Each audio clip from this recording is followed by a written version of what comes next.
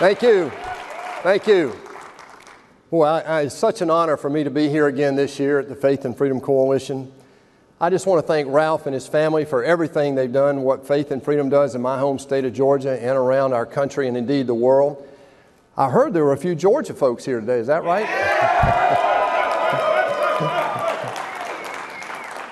Folks, today, President Trump's agenda is working.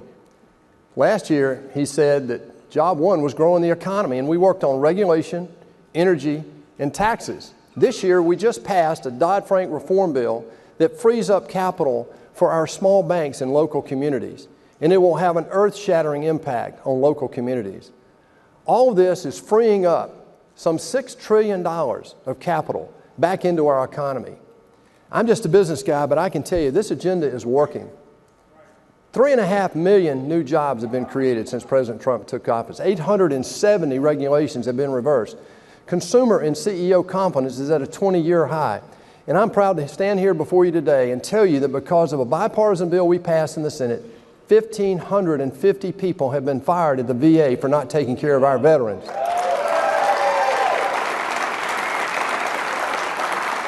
Another statistic that I'm very proud of, and this affects lives, is that today, African American unemployment is at the lowest level it's been in United States history, folks.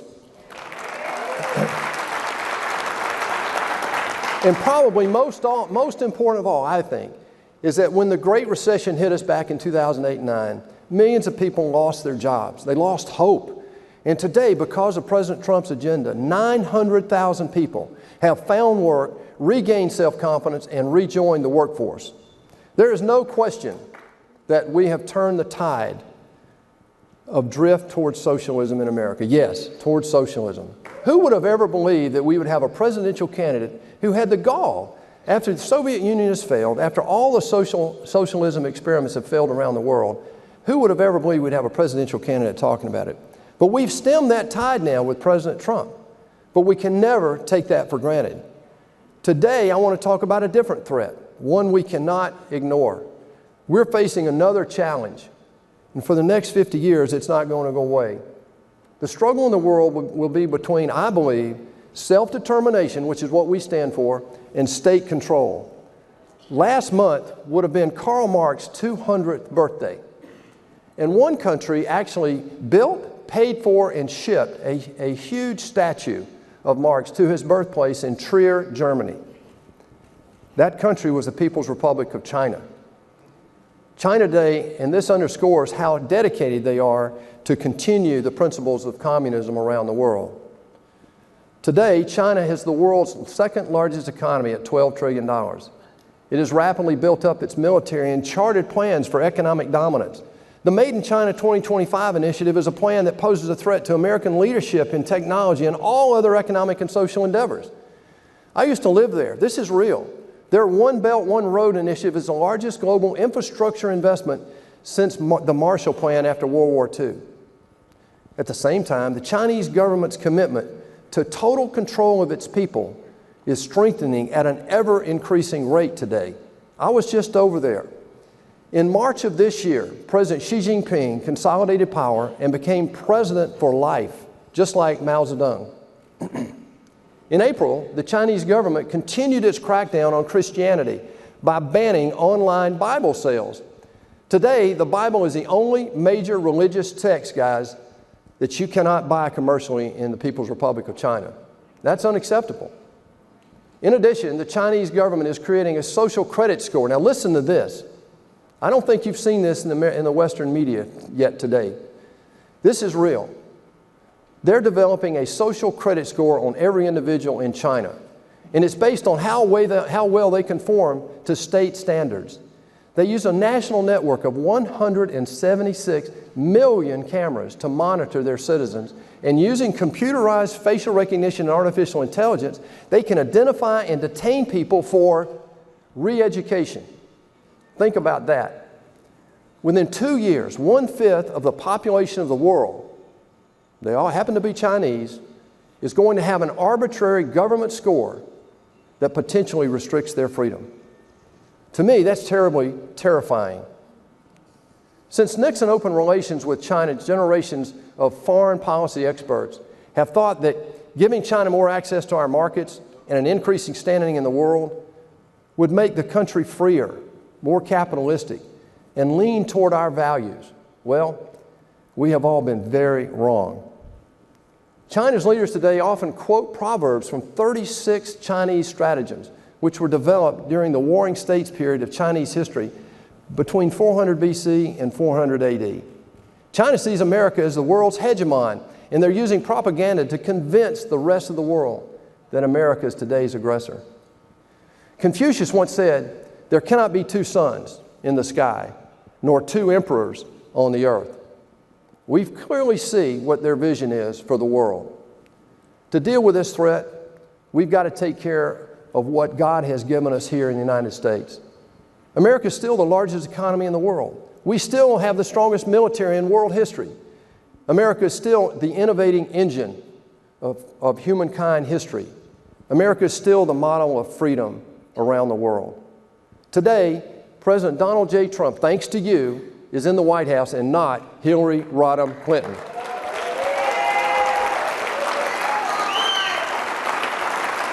I thank God for a lot of things, but I thank God every day for that. President Trump is re-engaging with the rest of the world and reassuring our allies. He's reassuring and reasserting American leadership and priorities. We don't want to be the hegemon, but we stand for freedom. There are so many people around the world that I've met in the last 3 years that depend on us for encouragement, for support, because they're fighting for their freedom. Trump is rebuilding our economy, our military, and our global alliances after 8 years of withdrawal from the international scene.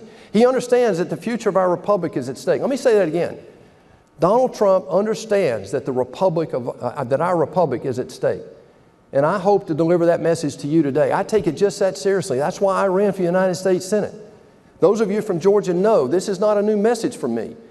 I fully believe, thank you. Trump has called out China's theft of our intellectual property. Where was the last president in dealing with this issue? Donald Trump has brought China to the trade table, and he secured their help with North Korea. And we need to pray for him this weekend as he goes to Singapore.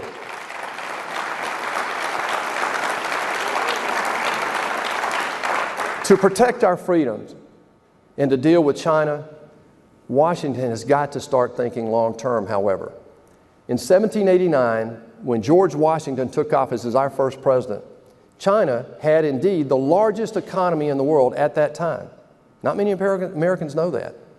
Now they're aiming to reclaim what they believe is their rightful place in the world order and displace us in the process. If we want to protect our freedoms, we cannot ignore this any longer. We've got to pay attention to this drive from China.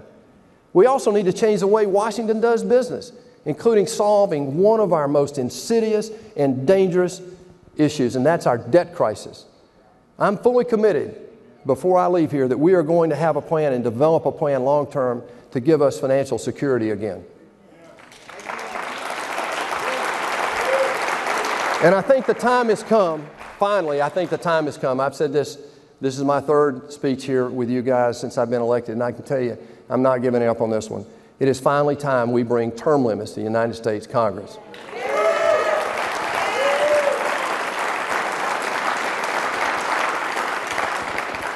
And some people around the world call this American arrogance. I don't. But we can no longer take our position in the world for granted. We know the importance of freedom. We know God is the source of our freedom. We know that self-determination has always trumped state control. For self-determination to win around the world, however, it has to win here at home first, because we're the bastion of strength for freedom around the world. Meetings like this are so critical. People around the world watch what you do here. They're encouraged by what we do every day. President Trump is committed to defending our rights under the Constitution, including freedom of speech, freedom of religion, and yes, freedom to bear arms. However, we just cannot become complacent. Over the last 100 years, America has been on a slow slide toward liberal, progressive policies. Bigger government, more government spending, and yes, less personal freedom. When a judge tries to ask a pastor for his sermon notes before he gives a sermon, we've got a serious problem, y'all. President Trump is fighting this, and we have to stay united behind him and his agenda. In America, we believe in our founding principles. These aren't just words. These are founding principles that give us the freedoms we have today. Economic opportunity, fiscal responsibility, limited government, and individual liberty. You know, 4 miles from where we sit today, carved into stone of one of our most cherished memorials, are the following words: God, who gave us life, gave us liberty. Can the liberties of a nation be secure when we have removed a conviction that those liberties are the gift of God? Thomas Jefferson, 1790. Those words couldn't be truer today. There's no doubt we face great challenges around the world and here at home. Our liberties are a blessing, but our history has shown they must be fought for, protected, and passed on to our other generations so they can do the same thing. Today, the United States is definitely the leader of the free world, thanks to you. If we're committed to self-determination and freedom, we can help unleash a new era of opportunity, security, and prosperity around the world, not just here at home.